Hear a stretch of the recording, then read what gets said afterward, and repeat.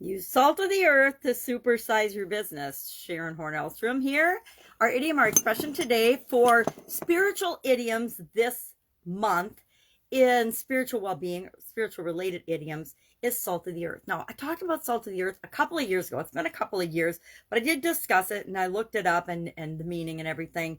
And it, of course, is a biblical reference. It comes from the Bible, Matthew 5:13, where Jesus, in his Sermon on the Mount, talks about the people that he's addressing as salt of the earth, meaning they are, the common people that he was addressing were of value and virtuous and worthy to receive God's blessing, etc. So as we look at this and think about this, he was talking about the value of the human being and of people that believe in God, not, and back then, salt was considered a very, very valuable commodity. Even in Roman times, a lot of times soldiers were paid in salt because salt was considered so valuable.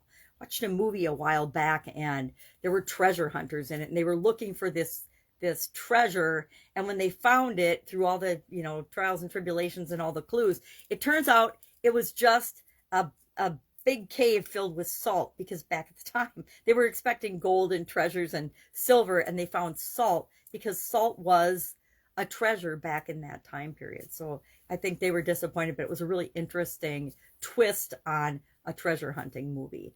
So how do we think about this, and how could we use this, and do you use this to supersize and grow your business? Now, it only works if it's who you are and who you're serving in your business and in your industry. In the world, in every industry, there are businesses that are moral, unpretentious, treat people with dignity and respect. They're honest, they're genuine, they're reliable. You know what you expect. They're very good, honest, worthy organizations. There's also just the opposite in pretty much every industry on the planet, some more so than others. Well, if those are values that you embrace in your organization, it's pretty easy to demonstrate those and share those with the people that you serve and with the world, to make the world a better place, and build your business on a solid foundation of those values and those principles. We want to lead by example. And should only lead that way by example if that's what your organization and your culture embody. So do you have those qualities? Is that something that you want to have? Depending on your industry, that may or may not be a persona or a branding type strategy that you would want to use. There's certain industries and certain companies I don't think I would ever consider salt of the earth. Most utilities, most tech companies, they just don't have that salt of the earth, we're good people vibe to me, because their behavior doesn't match what I would expect an honest, genuine, unpretentious, worthy, service-minded organization to be. Even though they're providing a service for us, they're not necessarily customer service oriented. So we can't be something that we're not, and we can't use it if, I don't like the word can't, and I've just used it twice. We need to be more of what we are, not something that we're not. We need to be open and honest and demonstrate who we really are in the world in order to attract the people that we want to serve.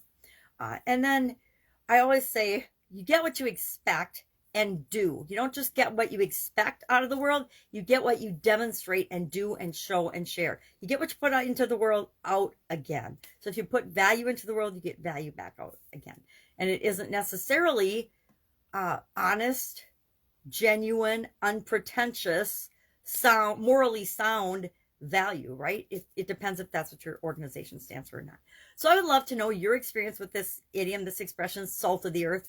I've actually been called salt of the earth before, and I think it's a compliment. I did see in my online research that somebody thinks it's an insult, and I guess I would just have to say, well, what does that say about the person that thinks that salt of the earth is an insult? That honesty, integrity, moral values, worthiness, unpretentiousness, sound moral values, that is a bad thing. And that's what we need to remember. We need to realize that people always show us who they are and what they stand for if we're willing to open our eyes and see.